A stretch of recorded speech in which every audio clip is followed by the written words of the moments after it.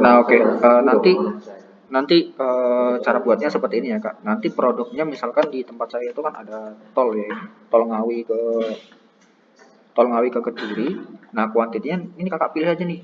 Mau diisi kuantiti dan harga beli 1355. Di sini harganya itu tadi 18,5,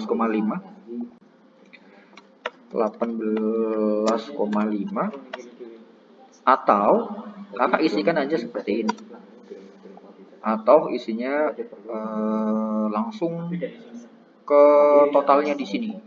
Harga belinya ini nggak usah diisi. Jadi misalkan ini 21.00.12. Jadi pilih aja mau yang diisi harga beli atau total harganya. Soalnya gini Kak, ini kalau kita isi jadi 18,5 nanti akan jadi seperti ini. Nah, jadi udah otomatis menghitung gitu.